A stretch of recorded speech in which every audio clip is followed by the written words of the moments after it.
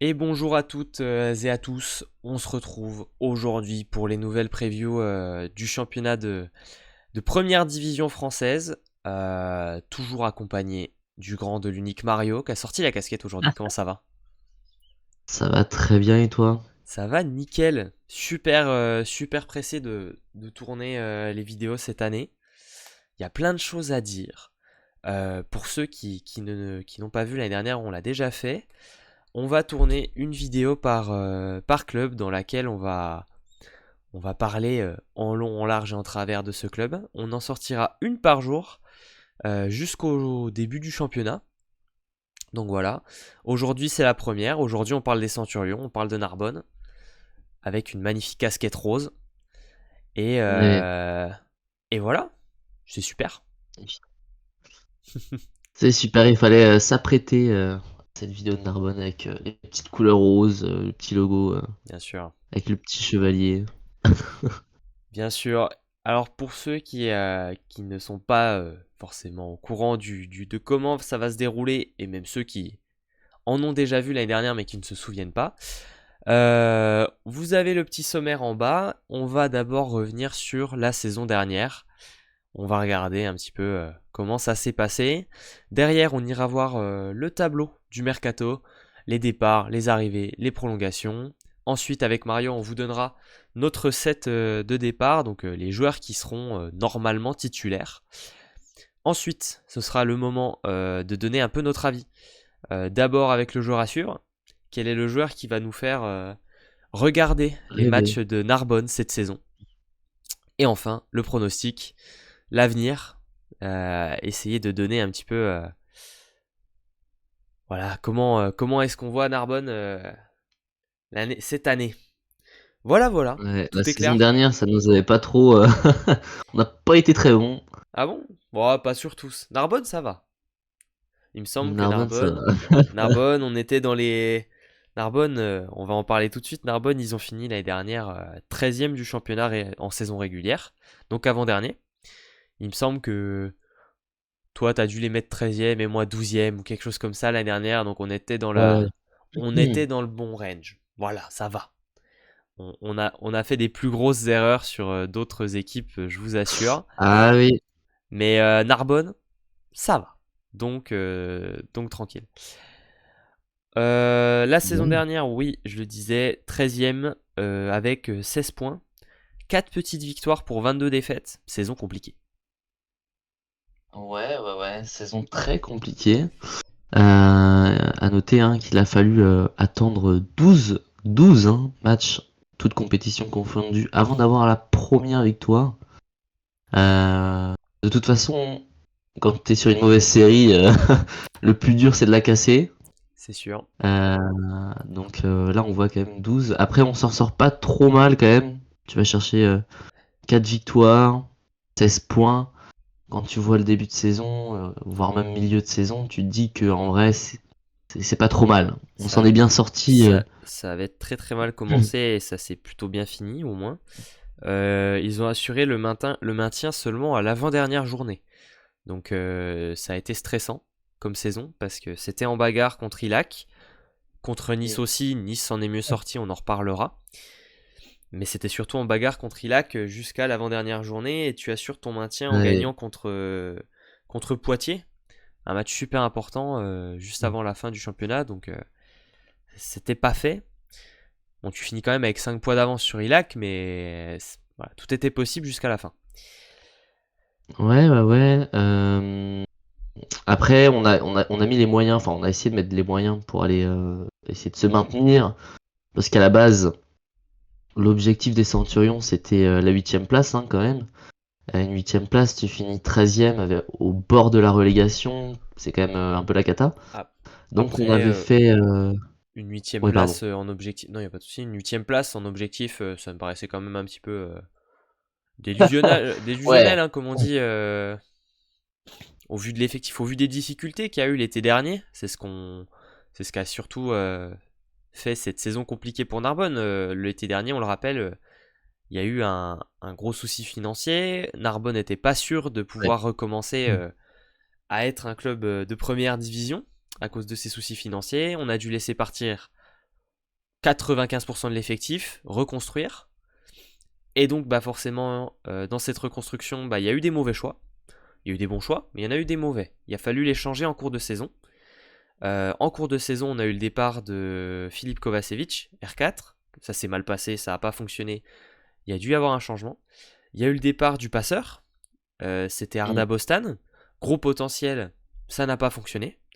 Donc voilà, t'as eu un début de saison très compliqué, mais Narbonne a eu quand même, on va dire, on peut leur donner le crédit de ne pas s'être embourbé et d'avoir osé changer les choses, même en cours de saison, pour se sauver. Et ça, c'est quand Ouais, même puis positif. après, de toute façon, tu peux pas prévoir le fait que certains joueurs vont pas réussir à s'intégrer. C'est sûr. Mais après, les menaces ont été appliquées, hein, parce que avant, je ne sais plus quel match, le président avait dit quand même que fallait que ça bouge et que si certains joueurs ne réagissaient pas, il y en aurait qui quitteraient le club. Et 2 semaines après, On a eu deux joueurs deux, trois départs, ouais. C'est sont sûr. bench, donc Ouais, bon, au moins ils tiennent leur parole. c'est ça. Après, pour cette saison, ce qui a permis quand même un maintien, c'est les matchs où tu es allé chercher quand même des petits points importants. Déjà, sur les 2 matchs contre Ilak, ton concurrent direct, tu perds 3-2. Tu perds les 2 matchs, mais tu perds 3-2. Donc, au final, tu as un différentiel seulement de 2 points par rapport à ton concurrent direct. T'as pas lâché, tu vois, le coup. Après, Il y a eu un là, match. on essaye de trouver des points positifs sur ce qui normalement n'est pas trop positif, genre perdre contre Ilac. Narbonne n'a pas le droit de perdre ces matchs-là en vrai. Alors, oui. Là, on essaie juste d'être optimiste, quoi. Bah, ouais, non, mais bien sûr, mais après, enfin, faut pas se leurrer. L'objectif était d'être 8ème. Quand on a vu l'effectif en début de saison, on les imaginait se battre pour le maintien. Ça a été le cas. Bon, ils sont maintenus. C'était une saison où tu pouvais Oui, pas faire de miracle, hein. Franchement, ils pouvaient dire ce qu'ils veulent sur l'objectif. À un moment donné, avec tout le respect qu'on a pour les joueurs qui composaient cet effectif, bien sûr, c'était un effectif qui était pas dans le qui allait se battre pour le maintien. Ça a été le cas. T'es maintenu. Voilà. Maintenant, au final, quand tu fais entre que tu fasses 9ème ou que tu fasses 13ème, c'est pareil, t'es pas en playoff. Maintenant, quand t'es maintenu, t'es maintenu. oui. Donc au final, on verra pour l'année prochaine, on en reparlera dans les pronostics, etc. sur ce qu'on pourrait attendre de Narbonne l'année prochaine. Saison compliquée l'année dernière, Ouais. Bon, due à des après, conditions compliquées aussi, et voilà. oui, ouais, c'est ça aussi. Pas grand chose On a eu à. quand même 2 petites victoires consécutives quand même, Ouais, hein, bah victoire Nice importante, et hein. Nantes. Là où d'ailleurs les deux joueurs bench n'ont pas joué. Et puis, Euh, ouais, et puis t'as une. Mais je me et souviens que c'était. C'était d'ailleurs, oui, c'était Samuel Njok qui était à la passe, donc le passeur qui a commencé passeur oui, remplaçant, et qui a fait ces 2 matchs-là, et ça a été les 2 premières victoires de Narbonne, non? C'est les 2 premières. ouais, c'est ça, c'est ça. Et il a On fallu était même attendre. hype, hein. C'est ça, il a fallu attendre de virer 2 joueurs, de mettre ton passeur remplaçant sur le terrain pour aller chercher les victoires. Voilà, derrière, en début janvier, t'arrives à accrocher un match incroyable contre Chaumont, que tu perds dans le tie-break 16-14, donc t'amènes Chaumont jusqu'au tie-break, Chaumont qui finit premier de la saison régulière quand même. Ouais. Et tu grattes un point comme ça, mais ça aurait pu être encore mieux, donc un peu dommage au final, t'es un peu déçu. Mais ça reste. Il y a eu des bons moments. T'as bien été quand même soutenu par ton public dans une très très belle salle de Bah oui, l'Arena. bien sûr. Donc bien, voilà, ça a aidé tout au long de la saison, c'est sûr. Faudra que ce soit le cas encore cette année parce qu'on va en parler un petit peu de ce qui les attend. Et Il aura fallu être patient quand même en tant que supporter c'est de sûr. Narbonne pour goûter à une victoire. Ouais, Mais ouais. bon, il y en a eu. Il y en a eu, il y en a eu, il y en a eu. Derrière, petit point rapide, en Coupe de France, tu sors au premier tour contre Tourcoing et en CEV Cup, tu sors en premier tour contre Nantes. 2 défaites logiques, enfin, au vu des effectifs, c'était pas les objectifs, enfin, c'était pas dans les plans d'essayer d'aller loin de toute façon. Non. Voilà, pas de souci là-dessus. Est-ce qu'on a tout dit, Mario, sur ce retour sur la saison On a fait le dernière? tour, hein, on a fait le tour. On a Donc oui, on va pouvoir passer à la prochaine étape qui est très intéressante, prochaine étape, qui est le mercato. le gros tableau. Alors, voilà un petit peu le gros tableau bien rempli du côté de chez nos amis de Narbonne. Alors, l'idée cet été du côté de Narbonne, c'était de garder les jeunes. Ça a été fait. Il y en a qu'un que t'as pas réussi à garder alors que tu le voulais, c'est Georgi Tatarov, que malheureusement tu ne gardes pas alors que tu voulais le garder, mais par contre tu gardes tes jeunes. Tanguy Dijoud Mm. au centre, T2R4, Josué Lopez Rios, Eliam Pat, Sam Njok du côté de la passe, ton libéro remplaçant, un R4 de rotation, Pita Fawa. Tu gardes tes jeunes. Derrière, du côté des arrivées, on a des beaux noms. On a des beaux noms qui vont essayer de compenser les départs parce qu'il y en a quand même des départs importants. Et du coup, on va en parler. Voilà, je pense que vous avez eu le temps de voir. On va en parler un peu dans le détail. Oh mince, j'ai oublié de rajouter la caméra de Mario sur les scènes. Petit souci, je vous fais ça tout de suite. Hop, je vous récupère sa cam. Hop. Désolé. C'est pas grave. Hop là, C'est pardon. voilà, c'est la première vidéo, faut Pardon, c'est pas la être forcément. première. J'ai oublié de mettre les scènes toutes comme il faut partout. My bad. Le mercato, on y est. Les départs et les arrivées principalement, les prolongations, on en a parlé vite fait. On a deux grosses signatures côté Narbonne cet été. Je sais pas si tu veux en parler un peu. Bah, on a Lisandro Zanotti déjà, Qui qui revient est, Qui revient. qui revient, qui est un pilier quand même, hein, de la Liga française. Il Pilier de connaît le Narbonne. Hein. championnat. Ah, pardon, j'ai pas entendu. Pilier de Narbonne également, hein, Ouais, titre il avait européen, remporté la Challenge Cup, bien sûr. donc c'est sa ville quoi, hein. C'est ça.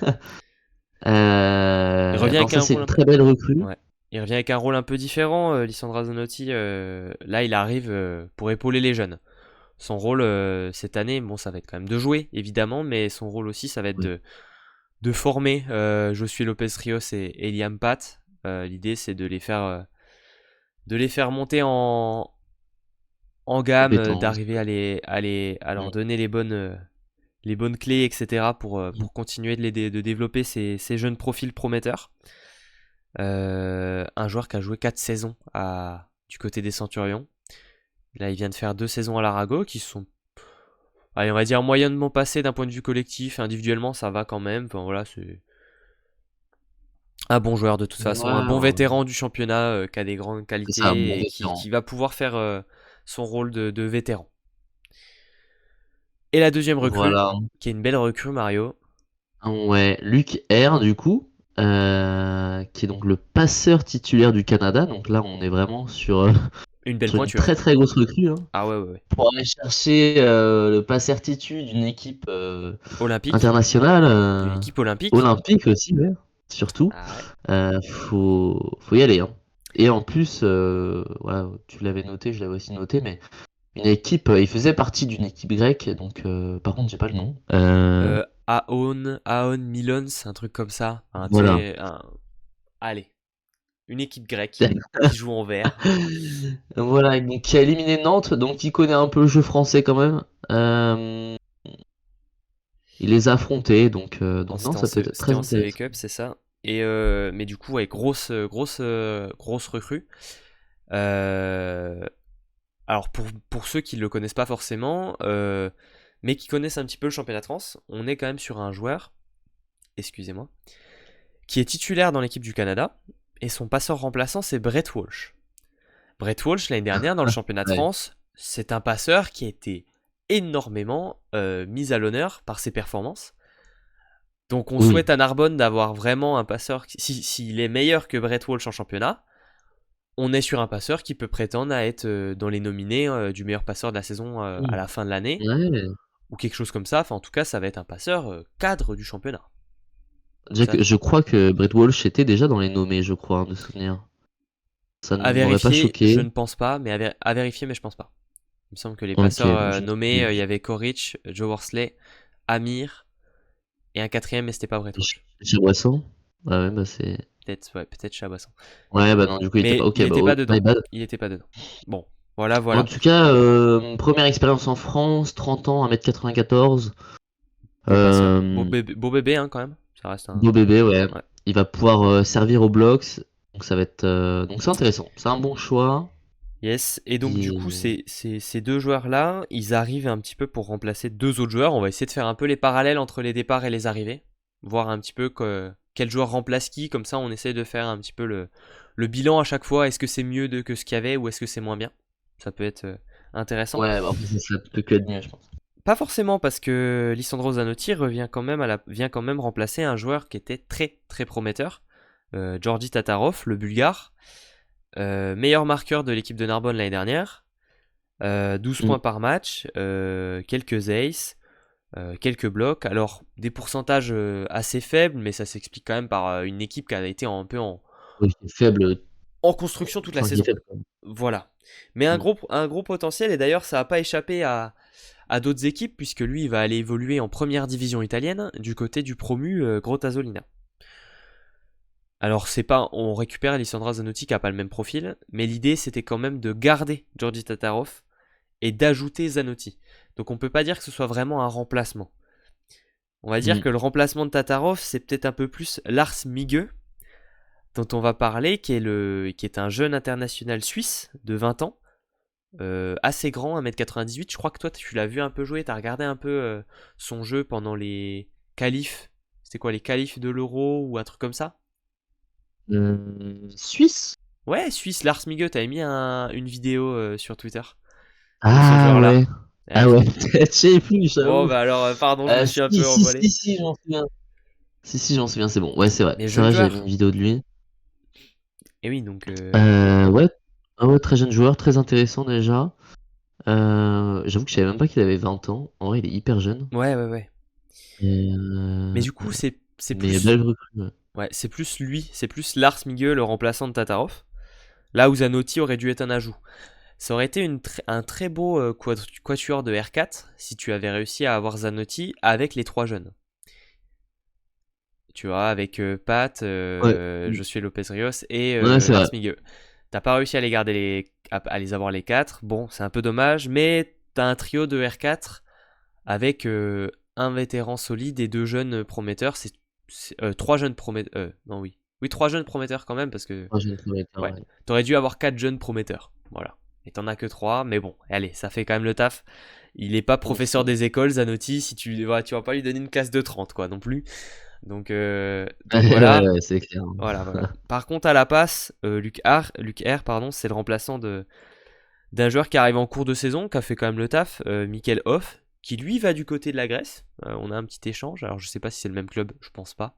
J'ai pas fait gaffe. Non, c'est Pigazos, Ouais. Bon, Polichnis. il a fait 12 matchs, c'était pas si mal, mais tu passes à un autre niveau, hein. Luc R, la Ouais, comparaison avec Michael Hoff, c'est pas la même. Donc ça, c'est top. On va parler d'un autre poste où il y a eu un échange, ou un changement principalement, un départ et une arrivée, c'est le poste de libéraux. Alors là, ça allait être compliqué de faire mieux. Parce que ton départ, le libéraux l'année dernière, Kyle D'Agostino, a été exceptionnel. Toute la saison. Ouais, 63% de réception positive. Le meilleur réceptionneur du championnat en termes de statistiques. Des défenses, en veux-tu, en voilà. C'est le joueur qui a porté cette équipe de Narbonne et qui leur a permis quand même de tenir le coup toute la saison. J'ai regardé un petit peu ce que j'avais écrit l'année dernière sur Narbonne et c'est Caldagostino, c'était mon joueur à suivre. J'avais écrit ah que oui. c'était lui qui Ah pouvait donc. tenir. J'avais écrit que c'était lui qui pouvait tenir la baraque un petit peu côté Narbonne.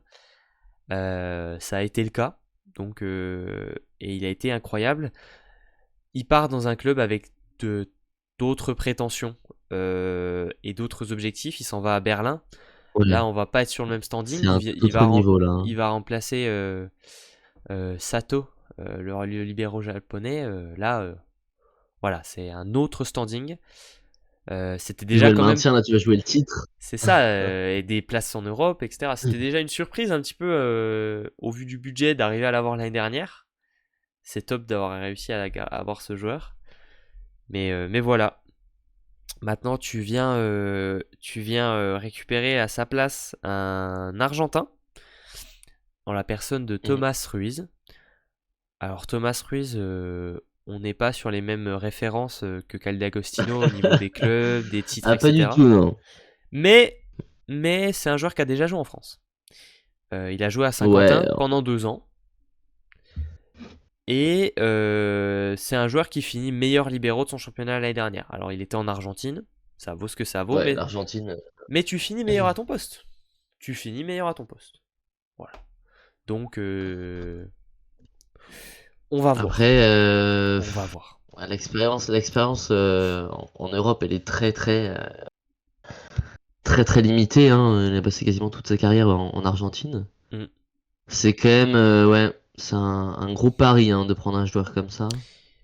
Peut-être que le manager, les scouts, bon, on doit pas avoir beaucoup de scouts en volet, mais les gens qui repèrent un petit peu les profils ont dû voir quelque chose dans ce joueur, on l'espère.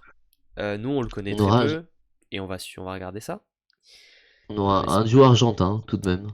C'est ça. Ça devient une habitude dans les équipes françaises. C'est sûr, il faut au moins tes deux Argentins. Voilà, voilà pour le poste de C'est, libéraux. Ensuite, pour le pointu. Alors, pour la pointe, on a, euh, on a a priori deux changements, donc titulaire et remplaçant. Alors, Ronny Mosquera n'est toujours pas officialisé euh, en tant que départ. Je vous l'ai mis en italique ouais, sur le tableau. Mais ils ont officialisé l'arrivée d'un jeune pointu remplaçant. Donc, ce serait logique qu'il s'en aille. Alors, du côté de la pointe, donc l'année dernière, on avait Daniel Cagliari qui a pas été non plus incroyable. Il y a eu des blessures. On a dû demander un joker médical qui a été exceptionnel. Lui, par contre, Edson Valencia, qui avait fait des matchs incroyables. Mm. Mais Cagliari, ça a été compliqué. Ça se voyait sur le ouais, terrain. Ça a manqué de un pointu avec un profil un peu lourd. Ah, ça a manqué de dynamisme. Ça a manqué de. ouais, il a pas été au niveau. En plus, blessure qui arrange pas la C'est situation. ça. Y a rien qui allait, quoi, hein, donc. C'est ça, mais derrière, du coup, bah pareil, ton pointu remplaçant, c'était un jeune joueur qui avait pas forcément les épaules pour prendre la place. Donc, il a presque pas joué malgré les blessures, alors c'est dire. Dans une équipe de bas de Ouais, tableau. ouais, non, mais C'est un joueur qui a pas réussi à là, au moins, imposer. Et ben on va le dire, t'as, oui. t'as, t'as- Tu t'as viré récupères. tout le monde, quoi. C'est ça. Tu récupères un joueur qui a un potentiel physique exceptionnel. Aro Nikula, Ouais, finlandais, 2,12 m. Donc énorme. un Golgoth, hein, ça va être un des plus grands du championnat. 25 ans seulement. L'année dernière en championnat, il jouait en Roumanie à l'Arcada Galati, club qui a joué la Ligue des Champions également. L'année dernière, c'est 32 matchs, 12 points par match, mais 53% d'attaque et pas mal de blocs. Alors avec 2,12 m, ça paraît logique, mais c'est un Ouais, on joueur peut qui va vivre. avoir une présence quand même sur le terrain importante.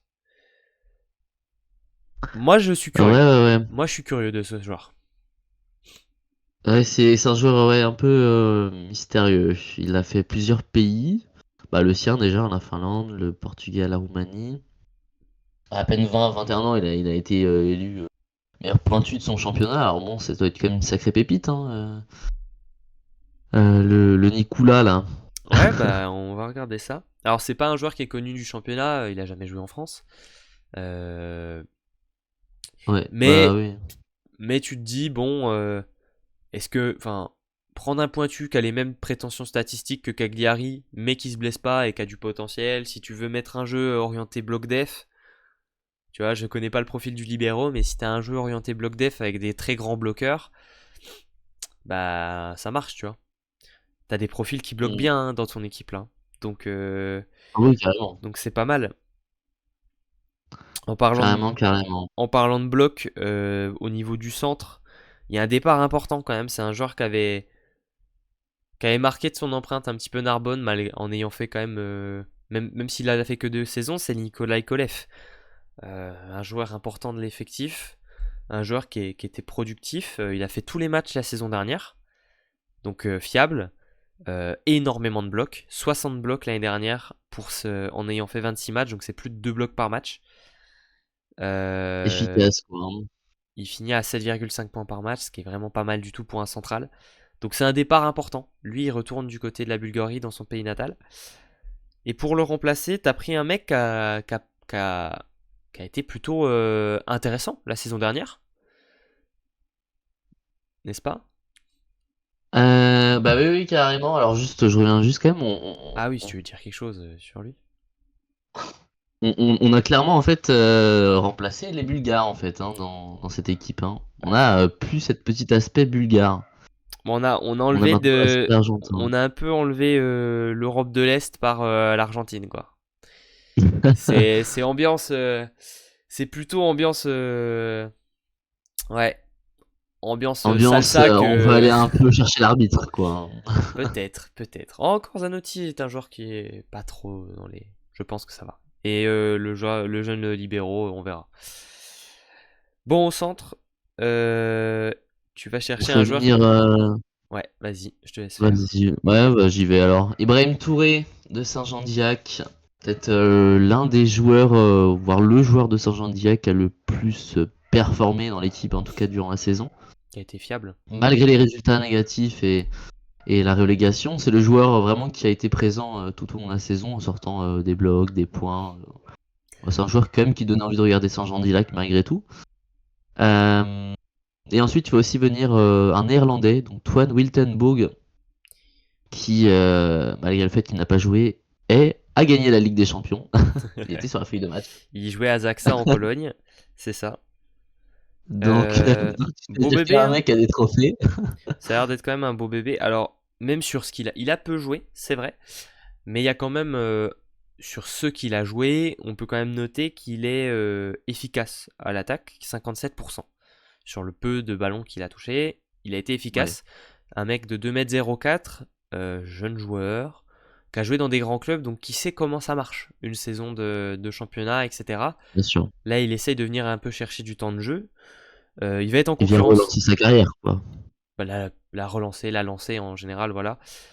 Il va être en concurrence parce que Ibrahim Touré, on en parle juste après dans le set de départ, mais est sur le papier, je pense, un peu devant parce que l'année dernière, Ibrahim Touré, c'est quand même 7,5 points par match, donc autant que Kolev. 56% à l'attaque, fiable et 40 blocs. Alors un peu moins que Kolev, mais il a joué que 22 matchs. On est à peu près aussi sur ce standing de presque 2 blocs par match, quoi. Hmm. Alors un peu plus bas, mais Et, c'est beau, c'est bien bloqueur, quoi. C'est un bon bloqueur. Tanguy Dijoud, il était à combien du coup lui cette année? Je Ah, sais pas si tu les as. j'ai pas ses stats Ouais. sous les yeux. Parce que au pire des cas, tu mets Touré, tu mets Wiltenborg, hein. Oh, je pense pas Au que. On en pire des reparle cas. après. On va en reparler peut-être même tout de suite parce qu'on a fait le tour du mercato. On va faire une petite transition Ouais. un peu smooth Allez, sur ce set de la départ. caméra qui va Et oui, évidemment, la disparaître. caméra qui disparaît, je vous la rajoute. Voilà, désolé. Euh, le set de départ, on Alors, on va a. regarder ça sur Pour les... moi j'ai pas de doute. J'ai pas de doute sur cette. Ah, quoi. Ouais, non, je pense pas avoir de doute. J'ai mes 7 joueurs. Déjà, je pense qu'on va commencer. Comme d'habitude, on va essayer de commencer par les joueurs qui sont le plus obvious. Voilà, ce qui est le plus Ouais, indéboulonnable. Les amis de ta Trash Talk disent les cadenas. À la passe, bon là, y a rien à dire. ah, de toute façon, t'en as qu'un. T'en as deux. Donc, Il y a toujours Samuel Njok. ah, j'ai pas eu. Il y a Ah, toujours mais oui, Samuel c'est vrai, Njok, si, il y a ça, ouais. évidemment. Mais bon, évidemment, tu prends la recrue, hein, Ah Lucaire. là, c'est sûr. Poste de libéraux, pareil. T'en as Là recruté aussi, un hein, et ton remplaçant, c'est un joueur du CFC qui a du donc, potentiel, Valentin Almarcha, mais pour le moment, ce sera Thomas Ruiz. À la pointe, pareil. On n'a pas trop parlé du pointu remplaçant qui a été recruté pour jouer à moitié CFC, moitié Club Pro, mais c'est plus bas que le titulaire. Ce sera le Finlandais Aro Nikula. Derrière, c'est là qu'on peut avoir peut-être des petites hésitations. ouais. Sur les postes de centrale et de R4. Je sais pas qui est-ce que t'as mis, toi. Alors, R4, on a les mêmes. Donc, Zanotti et Lopez Rios. Par Ouais. contre, au centre, effectivement, là, c'est un peu Alors, le trou. m'attarder à peine sur les Je... m'attarder à peine sur les R4 quand même, sur notre choix. Alors Zanotti, choix évident. Par contre derrière, on pourrait se dire pourquoi plus Lopez Rios que Miguel ou Liam Pat. Alors déjà il y en a Ça se un, dit vraiment milieu. je dirais Miguel moi. Ok. On demandera. Bah, j'avoue. Pourquoi plus il est mexicain, italien. Enfin il a pas une double nationalité. Lopez Il est Rios. mexicain, non? Ouais. Ça Ok. fait... C'est mexicain, ouais. Ouais. Ou je suis juste débile. Bah, Ok, bref. Pourquoi plus lui qu'un autre? Déjà, il était titulaire l'année dernière. oui, déjà. Ça montre, voilà. Et derrière, il a Je montré vraiment pense... des belles choses. Il progresse bien. Là où Liam a été très bon quand il est rentré, il a fait des bons matchs, mais ça a peut-être manqué un peu de constance. Et Ouais, Lars de Miguel, ça régularité reste un peu en difficulté. le jeune Suisse, ça reste un jeune joueur qui va devoir s'adapter. Alors pour commencer la saison, on va partir avec Lopez, un peu comme l'année dernière, je pense. Pour le centre, Ouais, non, non, mais pour le début de saison, t'es ouais, obligé de mettre ouais, tes deux joueurs qui ont l'expérience, c'est ça. qui ont la solidité. Tu peux pas miser sur les jeunes directement dès le premier match. Exactement. Surtout que je sais plus c'est quoi le premier match, mais les premiers matchs, ça doit pas être contre des grosses équipes, donc vaut mieux assurer en alignant. T'as deux matchs abordables. Tu commences par Poitiers Ouais, à l'extérieur et ouais, Cannes. abordable de ouf. Tu reçois Ok, Cannes. bah Donc c'est des matchs qui vont déjà être voilà. très importants, hein. Parce Mm. que on va en reparler. Où est-ce qu'on place Narbonne pour la saison prochaine? Mais on va vous le dire, ça joue pas le titre. Ouais, Voilà. mais juste avant, il reste nos Il centraux, reste et nos là, ça centraux. peut être. Là, c'est dur, hein. Là, c'est très dur Moi, je parce suis convaincu de ce que que j'ai mis. parce qu'on a quand même deux grosses recrues, deux belles recrues. Et puis t'as aussi un pilier de Narbonne. Donc c'est chaud de ouf. Moi, j'ai mis les deux Français. Pourquoi je mets les deux Français? C'est principalement par rapport au fait que, a priori, là, quand tu regardes l'effectif, tu vois une équipe de bloqueurs. Et quand tu vois une équipe de bloqueurs, t'as envie de mettre Ibrahim Touré et t'as envie de mettre Tanguy Dijoud. Là où Wiltenburg, euh, sur ses matchs l'année dernière, a pas mis beaucoup de blocs non plus. Et pas forcément un central immense. Alors 2,04 m c'est bien quand même, mais Après, il va aussi avoir besoin un peu de temps d'adaptation aussi, tu vois. Là où commencer avec des s'il a Français, tu commences avec tes Français ouais. qui connaissent le championnat, il y en a un qui était déjà là, c'est plus simple. Ouais, bien sûr, c'est plus simple. Après, Je s'il dis, a pas joué, je, forcément, il y a pas je trop de dis, blocs. Mais je moi, dis, je ouais, pense, je fais un petit pronostic. Je pense que peut-être que c'est possible qu'il aligne les deux Français. Mais qu'il y en a un qui va peut-être se faire un. Bah, dépassé. peut-être que Wilton va prendre sa place, quoi. Ok, et tu mettrais qui? T'as une idée en tête sur lequel J'avoue perdrait que sa c'est place? dur. Non, Ou c'est tu trop sais dur. pas, ok. En tout cas, oui. C'est trop- Là, on vous donne les sets de départ. Comme d'habitude, c'est pareil pour tout ce qu'on dit, c'est à l'heure où on tourne la vidéo. On sait Ouais, jamais. Là, on vraiment, tourne les il vidéos change. un petit peu, on tourne toujours un petit peu en avance. C'est possible que le jour où la vidéo elle sort, il y ait une dinguerie qui soit passée, un mec qui a été transféré, une blessure. C'est toujours possible, on le souhaite jamais, mais c'est possible. Et les sets de départ qu'on donne, c'est les sets de départ en début de saison. C'est pas dit que c'est comme ça que ça se finit. Ouais, c'est clair. Dans 6, 7 mois, 8 mois, à peu près 8 mois, ouais, on sait pas. Oui, ça peut très Voilà, bien changer. voilà pour C'est le pas set comme de départ. au, c'est pas comme au foot, le volley, ça change C'est ça, très très très très vite, hein. c'est ça. On va pouvoir passer à la rubrique suivante parce qu'on est un peu lent. C'est la première, on parle beaucoup. On va essayer d'accélérer un petit peu. On va passer au joueur à suivre. Hop, je vous rajoute la caméra comme d'habitude. Le joueur à suivre, c'est un petit peu la rubrique que j'aime bien. Moi, c'est ce que j'aime bien, c'est essayer de retrouver un joueur dans l'effectif de Narbonne qui va nous faire cliquer sur les matchs. Le joueur, on va se dire là, vas-y, il y a un match de Narbonne, je vais le Ouais, regarder parce qu'il y a ce mec-là qui joue, il m'intéresse. C'est pas forcément toujours les joueurs les plus forts qu'on choisit. C'est des fois des joueurs. ouais, du tout. On en reparlera un petit peu de ce qu'on avait dit l'année dernière. Je sais pas, voilà. Mais des fois, c'est des joueurs qui sont sur le banc, où on aimerait les voir se développer, plein de choses. Enfin, voilà. C'est pas Carrément. forcément toujours des titulaires où on se dit, ouais, j'aimerais ce mec-là, on va le regarder parce que il est incroyable, il est très fort. Je vais te laisser commencer, Mario. Je sais pas si tu te souviens ce que tu avais dit l'année Ouais. dernière à Narbonne. Tu te souviens de ton joueur à suivre? Ah, pas du tout, alors Pas là, du vraiment tout. pas du tout. Bon, c'est pas grave. Mais je ferai gaffe pour la prochaine fois. En tout cas, donc moi le joueur à suivre du coup c'est Nicolas, Ok. le pointu finlandais de 2m12. Euh, donc ça me donne envie de regarder Narbonne parce que déjà pour son âge et sa taille, ça laisse beaucoup de questions.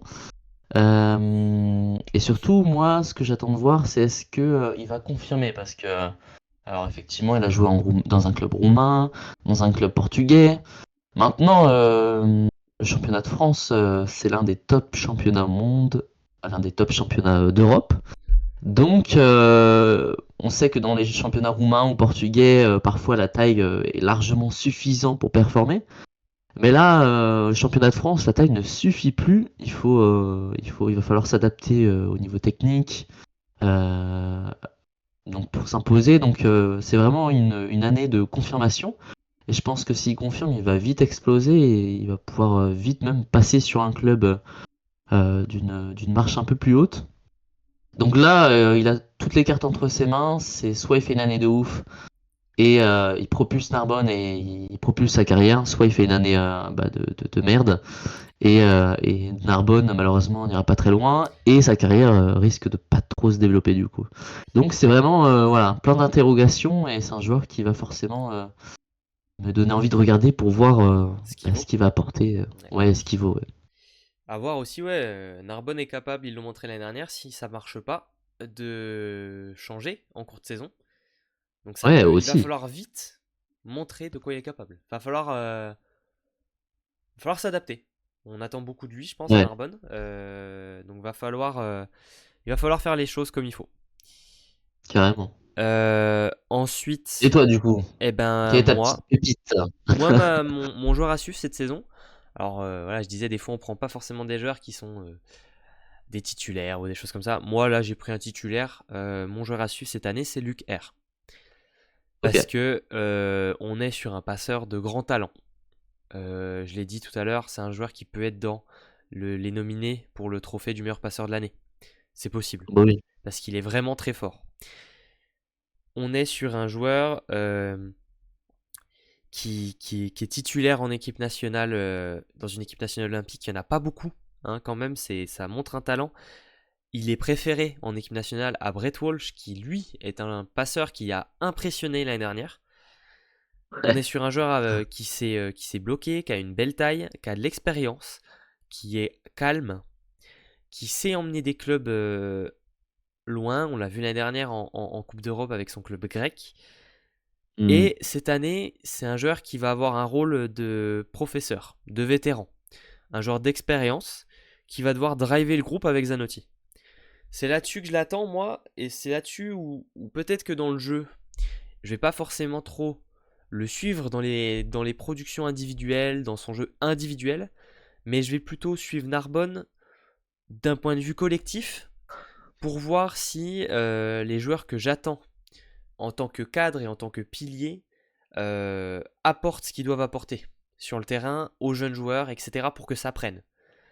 C'est là-dessus que j'attends Luc R et c'est ça qui va m'intéresser de cette saison, chez Narbonne, pardon. C'est que c'est une saison de développement.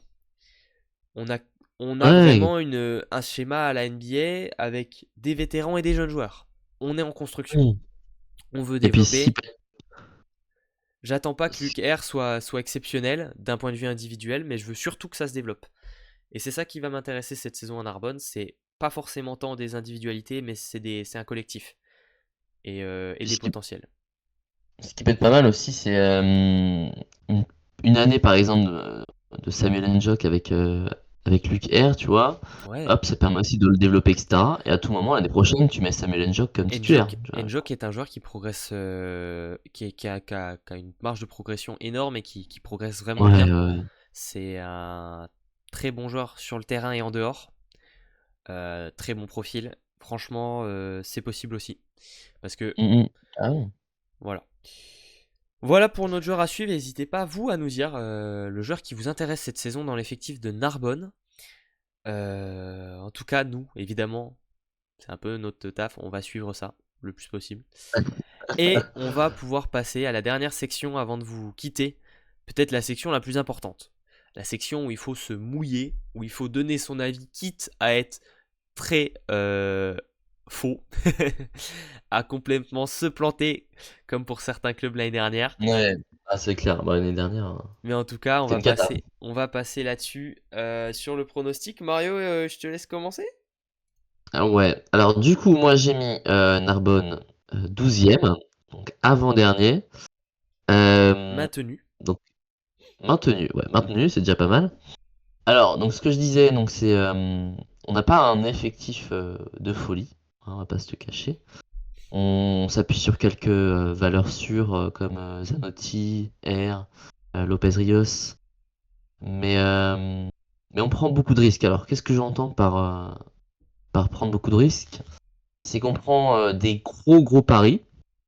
Ce que je disais tout à l'heure, par exemple sur le libéro argentin, où il a quasiment pas d'expérience en Europe, c'est quand même bah, un sacré, voilà, c'est un sacré risque hein, de le recruter, alors que je pense que tu as d'autres libéraux avec un peu plus d'expérience en Europe qui sont libres ou que tu peux recruter. Euh, mais oui, il va falloir qu'il assure en réception, en défense. Attention à ça.